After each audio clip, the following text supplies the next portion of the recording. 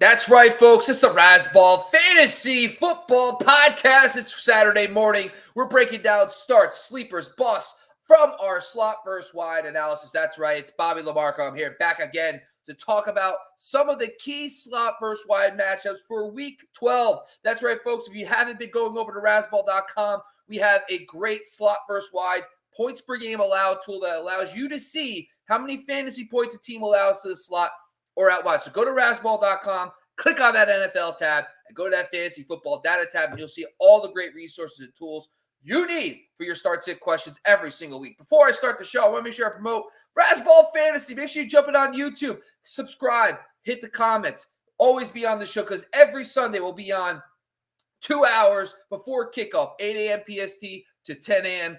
All the rest of the season will be there to help you answer your start-sit questions. So make sure you join us every Sunday live. We'll be on YouTube, on the Razzball Fantasy YouTube channel to answer your start-sit questions. Of course, also make sure you jump on to Razzball.com. We have great content across the board. Not only do we have great writers dropping knowledge for everything from starts of the week to waivers to injuries on Razzball, but we also do other sports. We do baseball, basketball, and hockey. So year-round content we have over on Razzball.com. And of course, make sure you subscribe and jump on the podcast side because we're doing audio as well. But without further ado, let's start the show.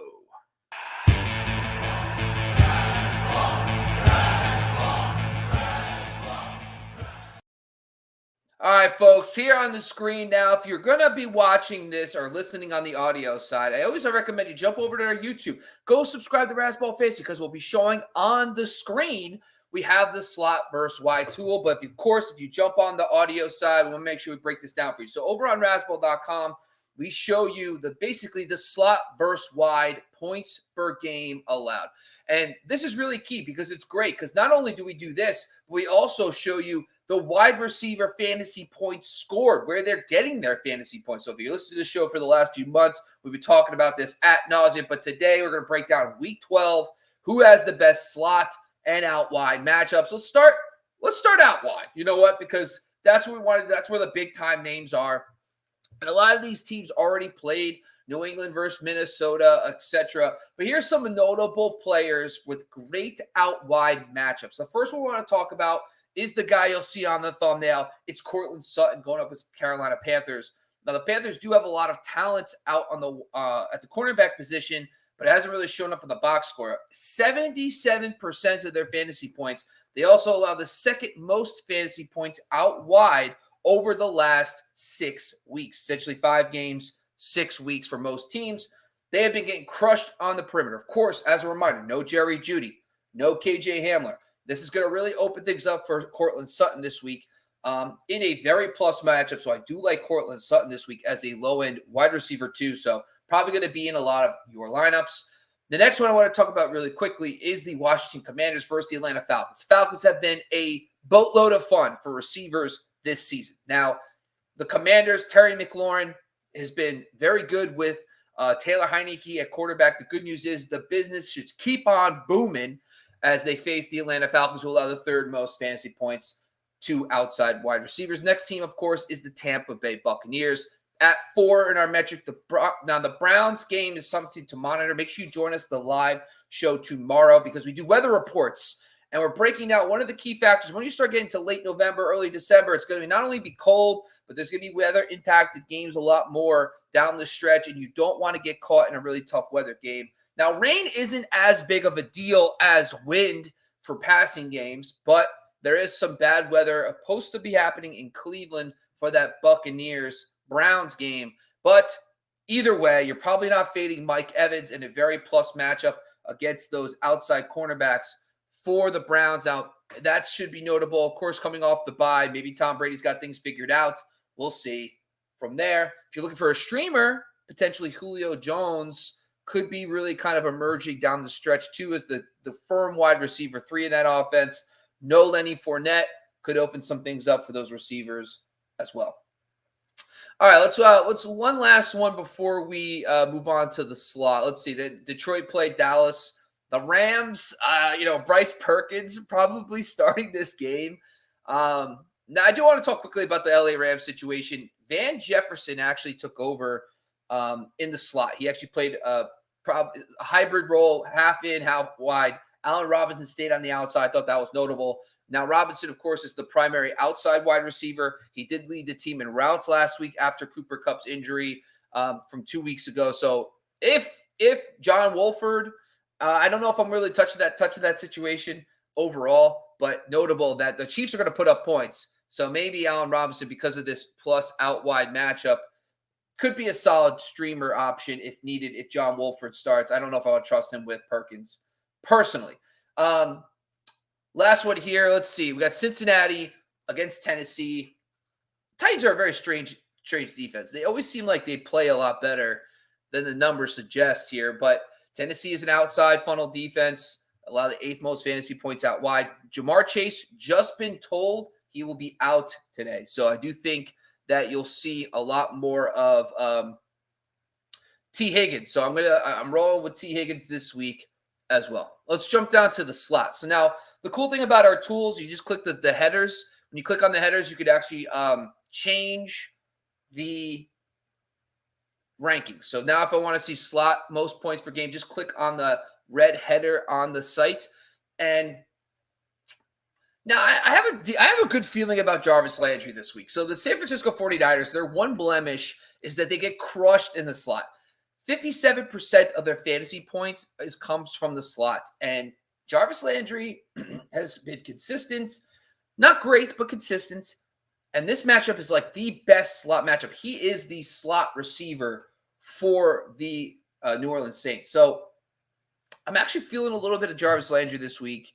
I actually have the option of starting him over Donovan Peoples-Jones in that Tampa Bay weather game, and also Treylon Burks, who has a much tougher matchup against Cincinnati, but we'll see. So I don't know if I'm going to get crazy there. The Commanders have a plus matchup at number 6 on our list. Now, remember, a lot of these teams don't have slot receivers or notable ones, and are already played on Thursday night. The next team that pops on the list, though, is Washington Commanders playing against the Atlanta Falcons. So pretty much across the board. So Curtis Samuel should be on the wide receiver 3 map this week. He's a solid streamer and a plus matchup against the Falcons. Tyler Boyd against Tennessee Titans as well. Boyd hasn't really had big-time games with Jamar Chase out necessarily. Last week, kind of a little bit of a dud, 2 for 42 on 6 targets. But another plus matchup against Tennessee. Now, Tennessee is going to be no Joe Mixon. Maybe they lean a little bit more on the pass. Maybe Shamaje Perine he's much more suited as a third down back playing in the passing game. So maybe they just lean into that. They just let Joe Burrow drop back and throw. So we'll see how that goes. And the final one is the Colts versus the Steelers. Coming in at 8th most fantasy points allowed to the slot over the last 6 weeks is the Steelers. So I do like Paris Campbell. Obviously with Matt Ryan back in the lineup, this is good news for the pass catchers. So I do think Paris Campbell has shown a little bit with Matt Ryan. So I do think Paris Campbell, you should probably get him in your lineups as a wide receiver 3 this week. All right, let's jump down to some of the not so good matchups. So if you click on, let's go to outside. I'm just filtering it by the top. Wide receiver points per game allowed. So the Texans are an interesting team. So the Texans allowed the least amount of fantasy points to perimeter wide receivers over the last 6 weeks, which doesn't make a lot of sense. Derek Singletary, their first round pick, cornerback will be out. So I do think that it is notable, to say the least. But a lot of this has to do with the fact that they get gashed on the ground. So I think Tyreek Hill and Jalen Waddle are fine, but maybe we just fade them in DFS this week. Maybe it's not a DFS week for those guys necessarily, but you're not going to fade them in season long, especially because of the way they generate them. They're a focal point of those passing game. But still notable that the Texans have allowed the least fantasy points out wide. The next one is Green Bay playing against the Philadelphia Eagles. Now that's Allen Lazard, and that's also Christian Watson. This one I'll probably be okay fading these guys this week. Now, because it's perimeter, they're still one of those guys who's probably going to have a decent week. But I think from overall standpoint with Rodgers' broken thumb, I'm okay flipping out Allen Robinson this week as a wide receiver 3. I'll take him out. and put in somebody with a little bit more upside in their matchup. The next one is the Chicago Bears against the Jets. Darnell Mooney is probably the most impacted about the Justin Fields situation. I don't really know what's going on with that. What worries me about the Justin Fields situation is that he hurt his shoulder and he runs a lot. So what happens if Justin Fields, let's say they don't run him as much? The offense as a whole really has been built on him being mobile. I'm not sure. I might take a wait and see approach on the Chicago Bears this week. The Jets are a very formidable defense. I might fade Darnell Mooney. I'm okay with being wrong because what if he takes one bad hit and he's out? Now you're dealing with Trevor Siemian against this really tough defense. I'll take a wait and see approach. I'm not dropping these guys, of course, but I might put them on my bench. Cole Kmet, Darnell Mooney. Justin Fields would be tougher to get away from, but if you have been able to get your hands on a guy that you could stream this week potentially, if you have a nice QB2, maybe you look to fade those guys against a really tough Jets defense. Next one is DJ Moore versus the Denver Broncos. Now, the Broncos are the fifth fewest fantasy points out wide over the last 6 weeks. The Panthers, now you're going to have Sam Darnold. Darnold did some good things with DJ Moore, but let's not pretend like DJ Moore was a world beater with Sam Darnold. I mean, he was like a top 20 receiver on a points per game basis. Playing against a really tough Denver defense, I don't think he's anything more than a wide receiver 3. So I think DJ Moore is someone that I would be willing to sit this week because of his tough matchup against the Denver Broncos. All right, let's jump down to the slot, over to the slot. Only a handful of guys really are impacted. I mean, not a lot of guys. So Chris Godwin will be the first one that kind of really stands out here. Now, Godwin does play about 2/3 of his snaps in the slot, but the good thing about what we did here is we actually provide you. So I'm going to jump over really quick. So if you're watching on YouTube, I'm actually going to jump over to our points per game scored tab. Now, this is really cool because now you can see where the fantasy points are generated from for each player. So if I want to see Chris Godwin, I'll just go to the player section, type in Godwin. And the cool thing is, so I've talked about this a bunch of times, but the points, the percentages won't add up to 100% because we take out slot data. Screen data. So it's really, we want to try to find true slot versus wide points per game. So Godwin gets a lot of screen passes, so that's going to generate receptions. But the other thing I found interesting was that only 62% of his fantasy points come from the slot. So I do think that Godwin is someone that we still should start. I'm not fading Chris Godwin, but maybe we don't go in on him in DFS. Maybe it's because it's a really tough matchup this week against Cleveland's slot. Now, slot cornerback Newsome will be out, which is good news, but a lot of teams play zone concepts. I do think that the Browns just take away the middle of the field. But the good news is Godwin plays about 1/3 of his snaps out wide, and about nearly 40% of his fantasy points comes out wide. So I think I'm okay with Godwin this week still. I think that's okay as a start. The next one that has another red flag is Kendall Hinton. I talked about him last week as a streamer. Not a lot of people probably played him, but if you did play him, he did get you like wide receiver low and wide receiver 3 numbers last week. So if you're trying to get cute again, don't. This is not the matchup. Panthers are a out wide funnel defense. You want to play Sutton. You don't want to play Hinton in this game. So I'm going to fade him as a sleeper. And then the final one is the Greg Dortch / Rondale Moore. I think Rondale Moore is out again.